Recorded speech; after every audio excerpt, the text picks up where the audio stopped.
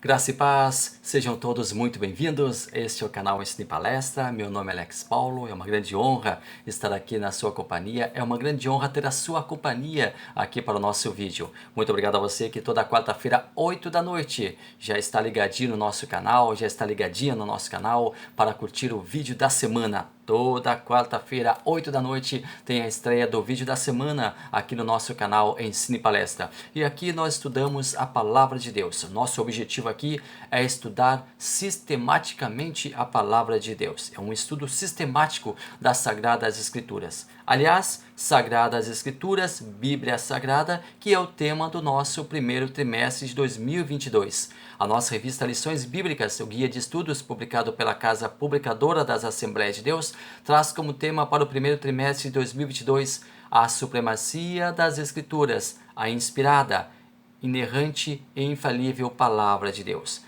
Nosso comentarista é o nosso pastor e teólogo Douglas Batista. E nós estamos aqui com muita tranquilidade, com muita humildade, trazendo o comentário de mais uma lição aqui no canal Ensino e Palestra. Então, fique conosco, nos prestigie, é uma grande honra ter a sua companhia.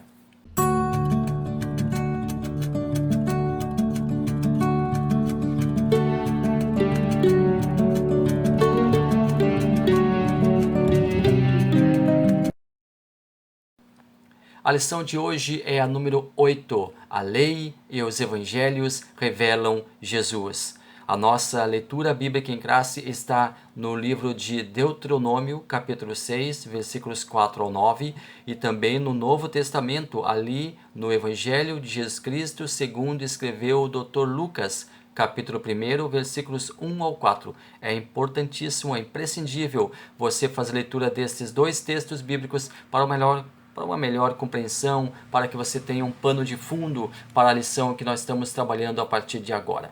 Nosso primeiro tópico, o Pentateuco, a lei de Deus, dividido em 3 subtópicos: os 5 livros da lei, a grandeza da lei e a lei e a fé cristã.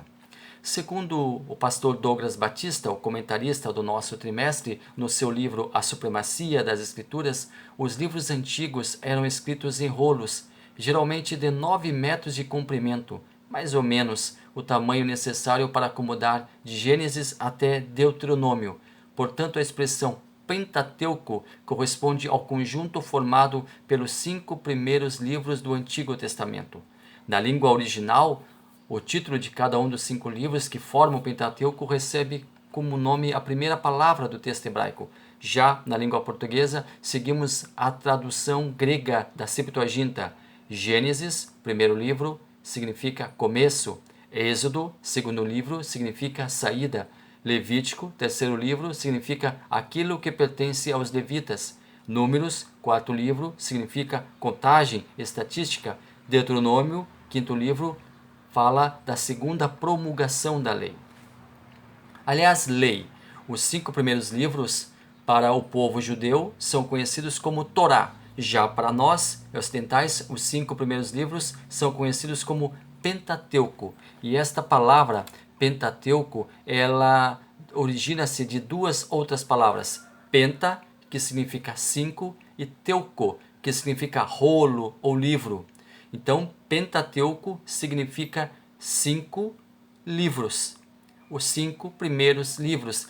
Também é conhecido como os livros da lei, os livros da lei mosaica, a lei de Moisés, a lei de Deus. São nomes que o Pentateuco, que a Torá, são conhecidos. Então, Pentateuco constitui-se no conjunto, no agrupamento, na coleção dos livros da lei. Significa lei. E lei, quando nós falamos em lei, quando nós pensamos em lei, nós sabemos que a Bíblia Sagrada, na grande maioria das vezes, usa a palavra lei para se referir aos 5 primeiros livros, justamente ao Pentateuco, justamente à Torá. Esse mesmo conjunto de livros, para nós, que recebemos aqui como Pentateuco, falam Gênesis do início, da criação do homem, da criação primária do universo, é o criacionismo, e nós somos adeptos ao criacionismo. Para nós houve uma criação, houve alguém que criou, nós fomos criados por alguém, e Gênesis trata disso. Gênesis também trata do relacionamento de Deus para com o seu povo. Desde o instante que o povo começa a clamar ali no Egito por alguém que o socorra, clamar a Deus para que Deus os livre daquela escravidão, ali começa o intenso e tenso relacionamento de Deus para com o seu povo. Desde a saída do Egito, que está ali em Êxodo, depois vem as leis, como o povo deveria cultuar a Deus, ali em Levítico, depois em Deuteronômio, a promulgação novamente das leis. Enfim, todos os primeiros relacionamentos entre Deus e seu povo estão cercados ali no Pentateuco, nos 5 primeiros livros da lei. Agora, a lei ela é dividida. A lei ela tem 3 subdivisões. A lei moral, ela possui validade permanente para todos os povos. Ela trata de princípios morais inerentes à pessoa humana. E o pastor Leandro Quadros diz que sempre que um mandamento é dado de forma universal, ou seja, é dado para todas as pessoas, ele é um princípio. E constituindo-se em um princípio, ele é eterno, é imutável. Por exemplo, lei moral, não matarás. É uma lei moral que deve ser obedecida não apenas para o povo de Israel, não apenas para os cristãos, mas para todos os povos, para todas as pessoas, não apenas para aquelas que moram em Israel, para aquelas que moram no Brasil, não, para todo o povo, para o homem em si, não matar, não roubar, não fazer mal a ninguém. É uma lei moral, é um princípio moral que deve ser obedecido por todos os povos que querem viver em uma sociedade, que querem viver em harmonia. Então, são princípios universais. Depois nós temos a lei cerimonial, que trata da liturgia dos costumes judaicos. Aí já diz respeito ao povo de Deus, ao povo de Israel, ao povo que cultuava a Deus. Ditava as regras a respeito das festividades dos judeus, organizava os ritos correspondentes aos sacrifícios, características próprias ao trabalho dos sacerdotes e levitas. Tudo isso dizia respeito à lei cerimonial.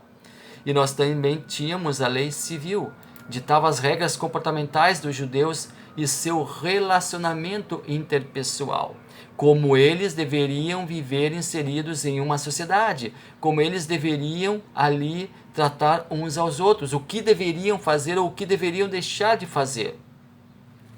Nós também temos o Decálogo. O Decálogo é simplesmente a relação dos 10 mandamentos de Deus. Algumas partes da lei de Moisés, ou da lei mosaica, como queiram, ou da lei de Deus, como queiram, uma vez que Deus ele deu a lei a Moisés, alguns aspectos, algumas partes são categóricas, são cabais, constituem mandamentos primários, como por exemplo os 10 mandamentos, o conjunto das leis e instruções divinas dadas ao povo de Israel. Esse conjunto de leis também é chamado de Decálogo. Então, quando você ouvir a palavra Decálogo, está referindo-se aos 10 mandamentos.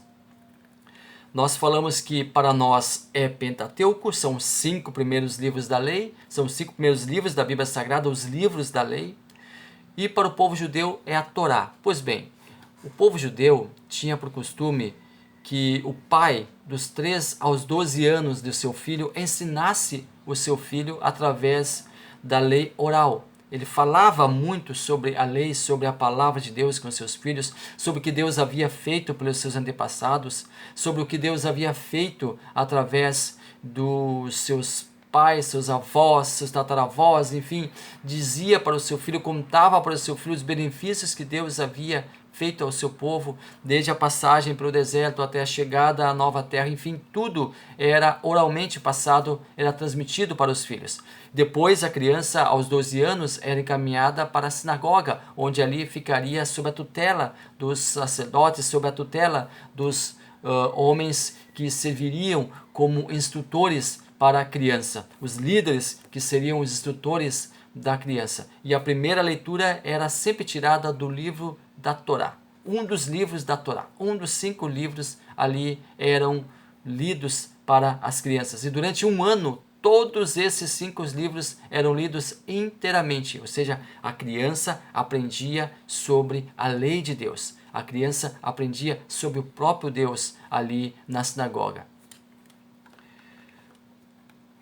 Voltando um pouco aqui ao Pentateuco, nós queremos falar um pouquinho. Não vamos fazer exegese, não vamos fazer nenhuma análise mais profunda, mas queremos falar um pouquinho sobre cada um dos livros que constituem o Pentateuco.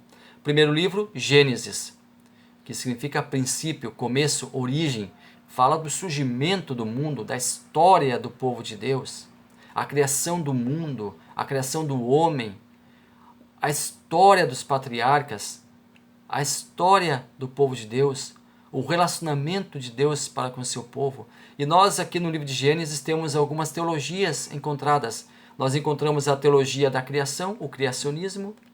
Nós encontramos a teologia do pecado, a martirologia. Nós encontramos a teologia da eleição, e aqui não quer dizer que Deus elegeu um povo para ser salvo e um povo para ser condenado. Não, todos foram eleitos por Deus para a salvação. E também temos a teologia da promessa.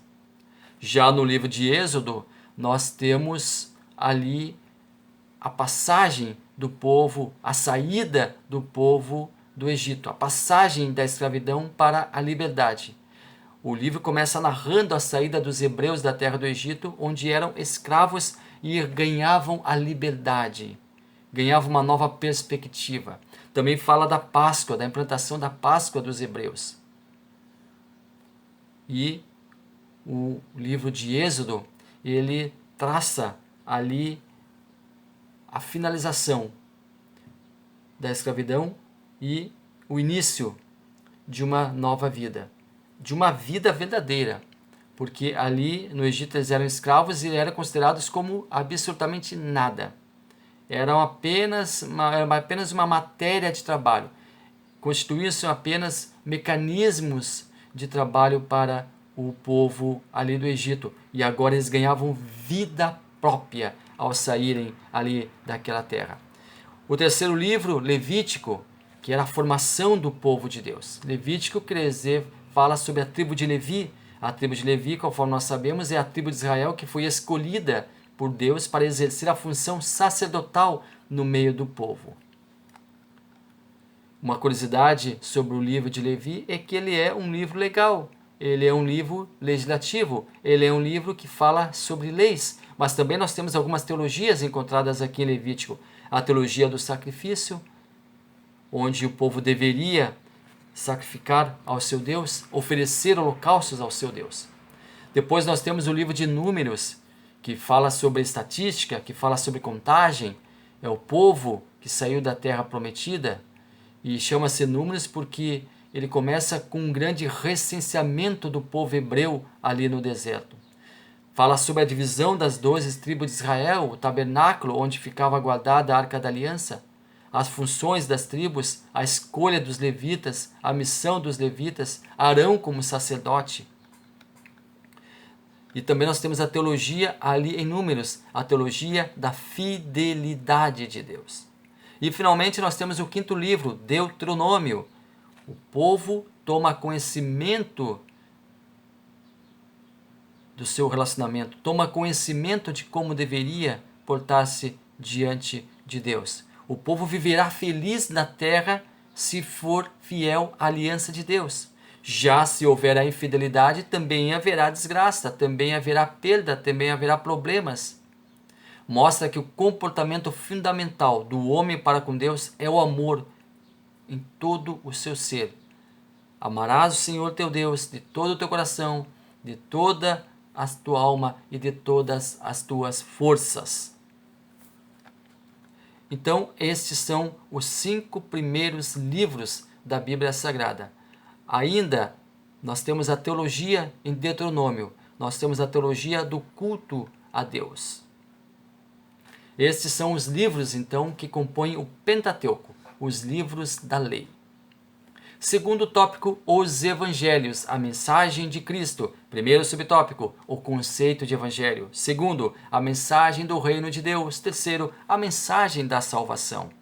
O que significa a palavra evangelho? Evangelho vem do grego evangelion, que quer dizer boa notícia, boa nova.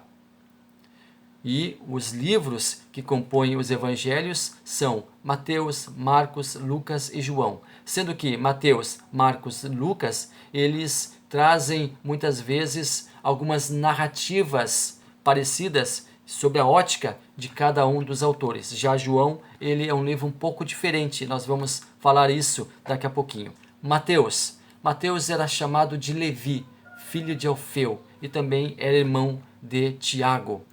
Mateus, ele era um judeu, então no seu livro a mensagem central é: Jesus Cristo é o Rei de Jeová, Jesus Cristo é o Salvador. É um evangelho escrito especialmente para o povo de Israel, uma linguagem para que o povo de Israel entendesse. Algumas palavras-chave no livro de Mateus: a história de Jesus Cristo, a nova aliança, também temos promessas, o evangelho de Jesus Cristo. Depois nós temos o livro de Marcos.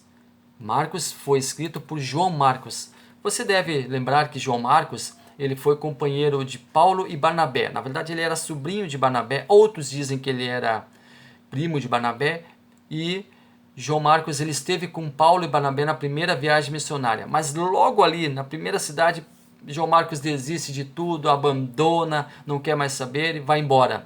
E acaba sendo o pivô da separação entre Paulo e Barnabé. Na segunda viagem missionária, Paulo escolhe Silas para o ajudar, para o acompanhar, e Barnabé vai com João Marcos para outros lugares, e ambos, os dois grupos, fazem a obra de Deus. Pois bem, João Marcos, ele acaba por escrever o evangelho. Segundo alguns, João Marcos seria o primeiro evangelho e os demais evangelhos foram escritos a partir dele, segundo alguns historiadores. Qual é a mensagem central no livro de Marcos? Jesus Cristo é servo de Jeová.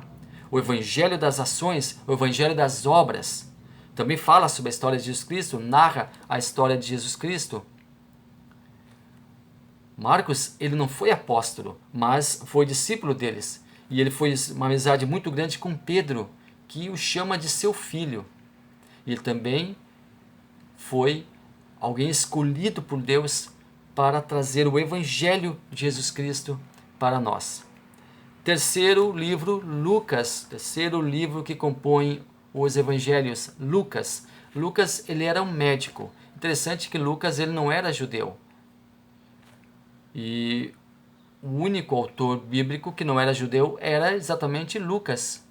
Ele era ali de Antioquia da Síria. Ele era culto, ele era médico e ele criou um relacionamento muito grande com Paulo. Acompanhou Paulo em trechos da sua segunda e terceira viagem missionária. Inclusive, quando Paulo escreve a sua segunda carta a Timóteo, ele diz: só Lucas está comigo. Ou seja, não abandonou Paulo. Lucas, ele escreve, ele faz relatos através de entrevistas que faz com pessoas, através de pesquisas que faz sobre o que havia acontecido na época e traz então o seu evangelho, o evangelho de Lucas, e depois o livro de Atos, que é o primeiro livro histórico do Novo Testamento, que segundo alguns seria o quinto, na verdade o quinto evangelho, mas claro, alguns imaginam isso e realmente o livro de Atos é fundamental, porque fala sobre a instituição da igreja, fala sobre a descida do Espírito Santo, começa a falar sobre a vida de Paulo. É fantástico o livro de Atos. Mas aqui em Lucas, no Evangelho de Jesus Cristo, segundo escreveu Lucas, nós temos Jesus Cristo, que é o homem ideal de Jeová, que Jesus Cristo é dependente de Deus. Tudo isso é tratado no livro de Lucas. Já o quarto Evangelho, o Evangelho de João, ele foi escrito pelo discípulo amado, pelo João, aquele que Jesus amava e aquele que tinha uma afeição muito grande por Jesus.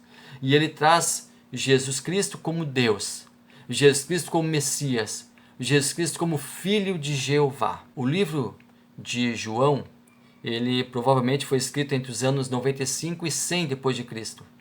Provavelmente ali em Éfeso, onde João residia. João, ele não quis repetir o que os três primeiros evangelhos, Mateus, Marcos e Lucas, já tinham narrado, mas usou essas fontes, as fontes dos evangelhos. Escreveu um evangelho profundamente meditado e teológico. Nós temos uma teologia própria no livro de João. Apresenta a doutrina para fortalecer os cristãos. contra as primeiras heresias que já estavam surgindo, especialmente o gnosticismo, que já ganhava corpo naquela época. Estes, então, são os livros que compõem os evangelhos. Terceiro tópico, uma mensagem transformadora. 1. A transformação do caráter. 2. A restauração da família. 3. A regeneração da sociedade. O que é caráter? Caráter é um conjunto de traços ligados à moral de um indivíduo. E esses traços, eles vão dizer se a pessoa ela tem uma boa índole, ela tem uma boa natureza, ela tem um bom temperamento ou não. As qualidades que constituem o caráter de uma pessoa podem ser boas ou más. Assim determinam o conceito de moral que irá reger as atitudes de uma pessoa. A palavra caráter também pode ser utilizada como sinônimo de marca ou símbolo.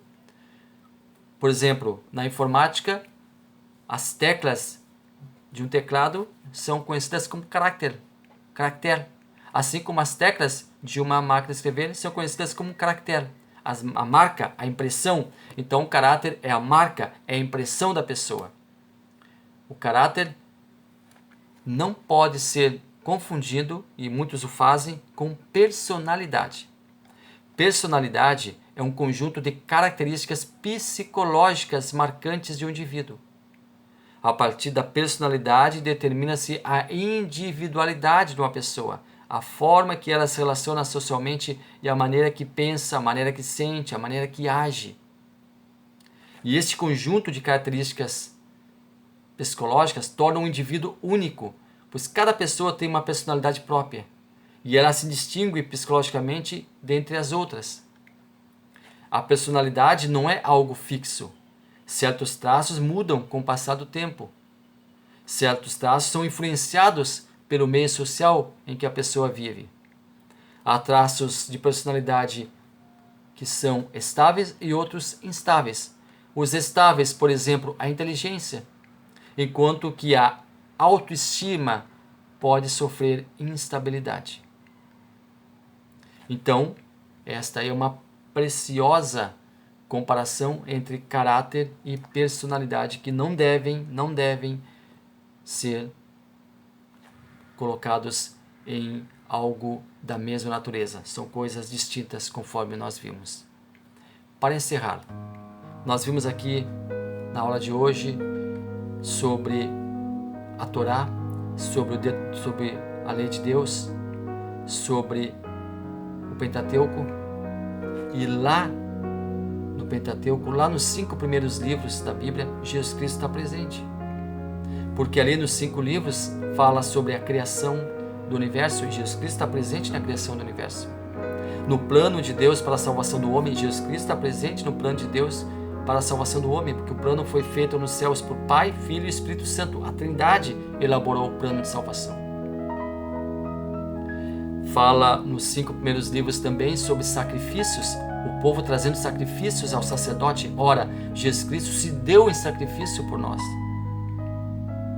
Sacerdote, Jesus Cristo foi o maior de todos os sacerdotes.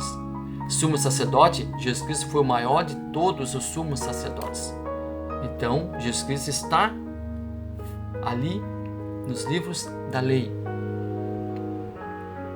E ele disse que não veio abolir a lei, veio cumprir a lei.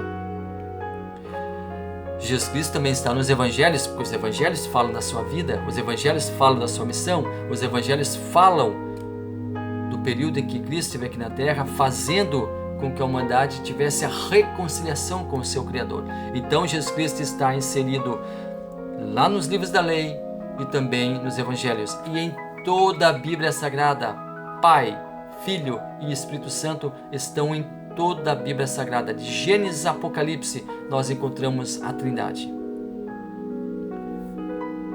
Que nós possamos, dia após dia, guardar a lei de Deus. Dia após dia, obedecer os preceitos de Deus.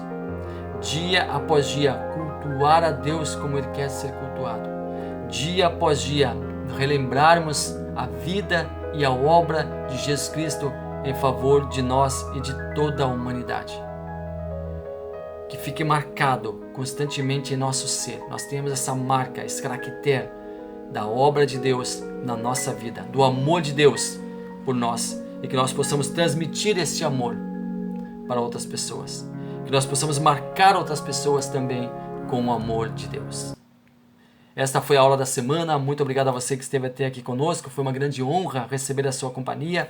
Toda quarta-feira tem vídeo novo no canal. Foi uma aula um pouco mais curta, mas com muito carinho nós elaboramos ela para você. Muito obrigado, esteja conosco aqui no canal Ensino Palestra, maratone nosso canal, assistam as nossas playlists, faça do canal Ensino Palestra a sua casa aqui no YouTube. Deus abençoe maravilhosamente a sua vida.